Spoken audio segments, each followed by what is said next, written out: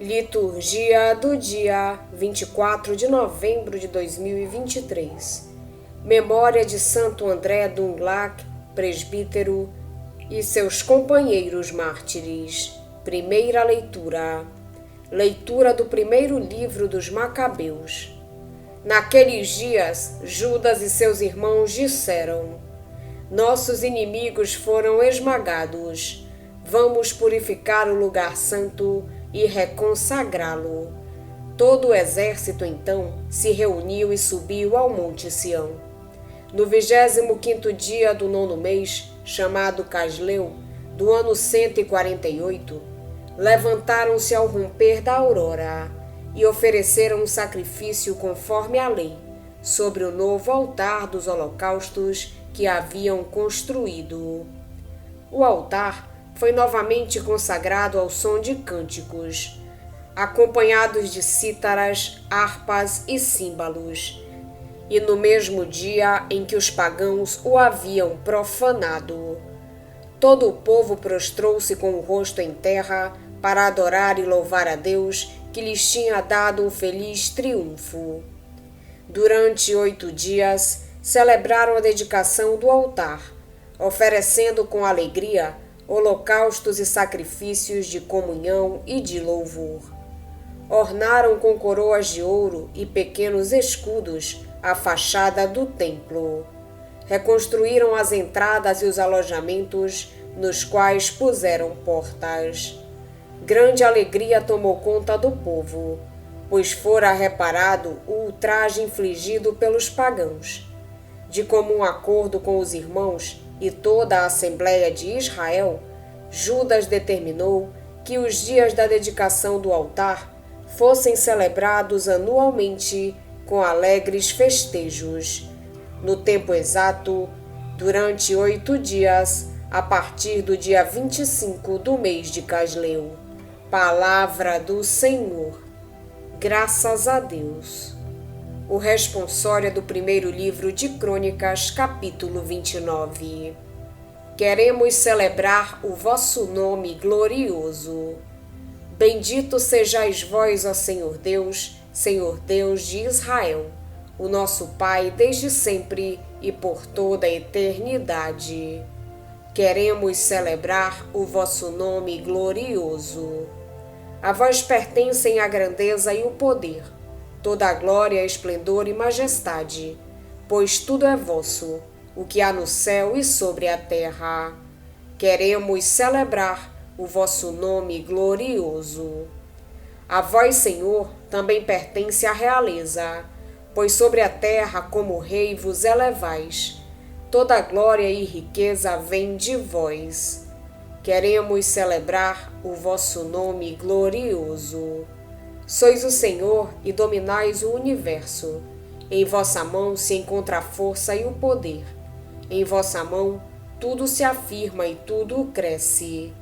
Queremos celebrar o vosso nome glorioso. Evangelho de Jesus Cristo, segundo São Lucas. Naquele tempo, Jesus entrou no templo e começou a expulsar os vendedores. E disse: Está escrito: Minha casa será casa de oração. No entanto, vós fizestes dela um antro de ladrões. Jesus ensinava todos os dias no templo. Os sumos sacerdotes, os mestres da lei e os notáveis do povo procuravam modo de matá-lo, mas não sabiam o que fazer, porque o povo todo ficava fascinado quando ouvia Jesus falar. Palavra da salvação. Glória a vós, Senhor. Os livros dos Macabeus interessam-se sobretudo pela vertente religiosa da gesta que relatam. Daí a importância dada ao templo como centro da vida do povo e referência necessária para a observância integral da lei. O nosso texto narra a purificação e consagração do templo depois das primeiras vitórias de Judas Macabeu, em dezembro do ano 164 a.C. O templo fora saqueado e profanado com os sacrifícios pagãos 3 anos antes. Depois do lamento e do luto pela desolação a que fora reduzido o santuário, decidem-se e realizam-se trabalhos de reconstrução. Chegado o dia do rito, são oferecidos logo de manhã, sobre o altar reedificado, sacrifícios ao som de cânticos, acompanhados por diversos instrumentos. O altar é consagrado, e o povo prostra-se em adoração e dá graças a Deus. Os ritos prosseguem durante 8 dias.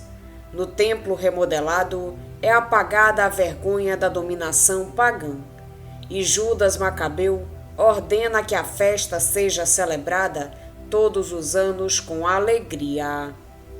No Evangelho, Lucas começa por referir a palavra de Jesus contra os vendedores. Depois apresenta um resumo dos episódios que marcaram os últimos dias de Jesus na terra. Está escrito: "A minha casa será casa de oração", diz Jesus. Jesus não reza só no templo e chega a criticar o apego às instituições religiosas vistas apenas em perspectiva materialista.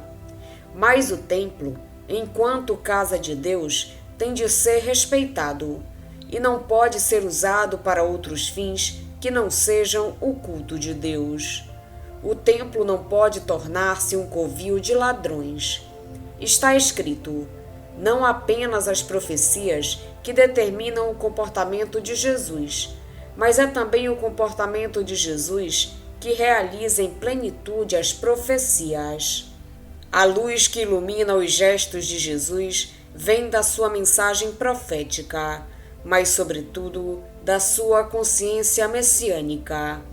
Os sumos sacerdotes e os doutores da lei, assim como os chefes do povo, procuravam matá-lo. Os poderosos permanecem na sua cegueira diante de Jesus e das suas palavras. Mas o povo simples, que reconhece a necessidade de um Salvador e de um Mestre, está suspenso dos seus lábios. Os que escutavam Jesus com coração simples e bem disposto experimentavam a doçura, a paz, a luz que se desprendia da sua palavra e não sabiam afastar-se dele. A palavra de Deus é, de fato, a alegria do coração. Mas esta experiência de alegria e doçura é apenas o primeiro efeito, a primeira etapa que corresponde aos mistérios gozosos. É a fase de quem começa a ouvir a palavra de Deus com interesse e disponibilidade. Esta etapa prolonga-se na dos mistérios luminosos, em que vamos descobrindo com uma profundidade cada vez maior a verdadeira identidade de Jesus e o projeto da salvação que o Pai lhe confiou em nosso favor. Mas há também o segundo efeito, a segunda etapa, que corresponde aos mistérios dolorosos. A palavra de Deus provoca tensões tanto em nós como à nossa volta. É como uma espada de 2 gumes, que penetra até a medula dos ossos e que, portanto, provoca amargura profunda, porque há uma parte de nós que não a quer receber.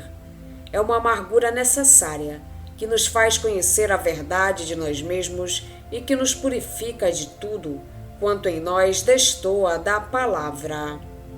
Mas também não falta a etapa dos mistérios gloriosos, que encontramos bem descrita no Apocalipse.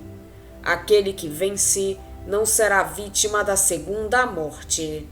Ao que sair vencedor, dar-lhe-ei a comer do maná escondido, e dar-lhe-ei também uma pedra branca. Na pedra branca estará gravado um novo nome que ninguém conhece, a não ser o que a recebe.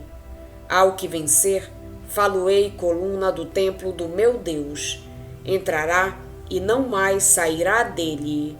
Manter-se fiéis à palavra, sem ceder a compromissos, impõe opções difíceis. O reino dos céus conquista-se pela violência, diz Mateus. E o próprio Lucas sublinha a necessidade de não se subtrair à luta. Agora quem não tem espada, venda a capa e compre uma. Impressiona-nos Judas Macabeu, que consagra o templo com as mãos ainda manchadas pelo sangue dos inimigos. Impressiona-nos Jesus, quando não hesita em pôr-se contra os prepotentes, sabendo que o povo também lhe voltará as costas brevemente. É preciso coragem e força para tomar e manter posições impopulares, mas ditadas pela consciência e pelo Evangelho. É preciso discernimento, humildade e prolongado contato com a palavra de Deus, para conjugar o rigor dos princípios com a atenção às pessoas. Hoje a Igreja faz memória a Santo André Dũng-Lạc, presbítero, e seus companheiros mártires. No extremo oriente da Ásia, nas regiões do Vietnã de hoje, o Evangelho já vinha sendo anunciado desde o século XVI. Contudo, de 1625 a 1886, excetuados breves períodos de paz, os governantes dessas regiões tudo fizeram para despertar o ódio contra a religião cristã e os discípulos de Cristo. Quanto mais perseguidos, maior o fervor cristão, tendo como resultado um elevadíssimo número de mártires.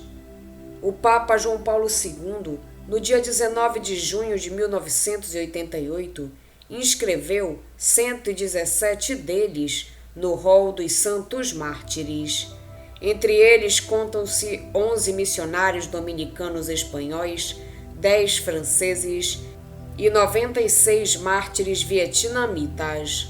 8 são bispos, 50 sacerdotes e 59 leigos, de diversas idades e condições sociais, na maioria pais e mães de família e alguns catequistas, seminaristas e militares.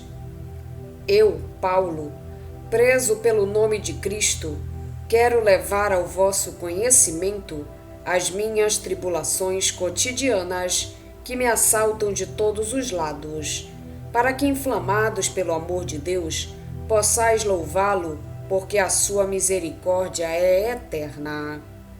O meu cárcere é verdadeiramente uma imagem do fogo eterno. Aos cruéis suplícios de todo gênero, como grilhões, algemas e ferros, juntam-se ódio, vingança, calúnias, palavrões, acusações, maldades, falsos testemunhos, maldições e, finalmente, angústia e tristeza. Mas Deus, que outrora libertou os 3 jovens da fornalha acesa, sempre me assiste e libertou-me destas tribulações que se tornaram suaves, porque a sua misericórdia é eterna. Graças a Deus, no meio desses tormentos que continuavam a apavorar os outros, sinto-me alegre e contente, pois não me julgo só, mas com Cristo. Nosso Mestre suporta todo o peso da cruz, deixando-me apenas uma pequena e ínfima parte. Não é só testemunha do meu combate, mas combatente, vencedor e consumador de toda a luta. Assim, sobre sua cabeça é que foi colocada a coroa da vitória, de cujo triunfo participam também os seus membros.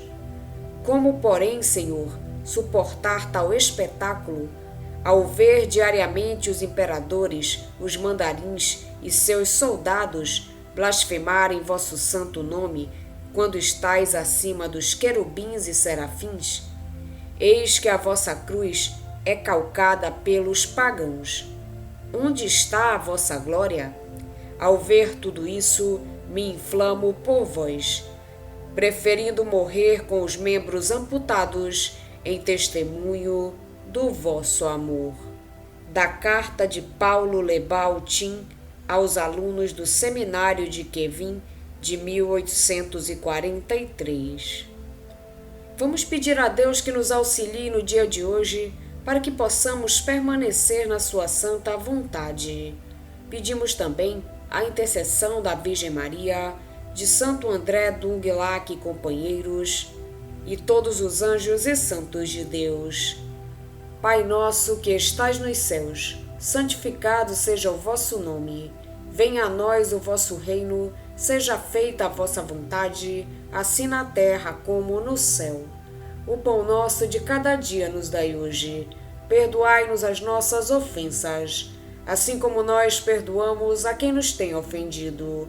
E não nos deixeis cair em tentação, mas livrai-nos do mal. Amém. Oração. Ó Deus, fonte e origem de toda a paternidade, que destes aos santos mártires, André e seus companheiros, serem fiéis à cruz do vosso Filho até a efusão do sangue.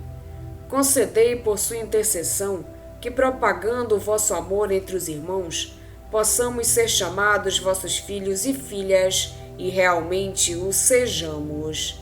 Por nosso Senhor Jesus Cristo, vosso Filho, na unidade do Espírito Santo. Amém. Estivemos reunidos em nome do Pai, do Filho e do Espírito Santo. Amém.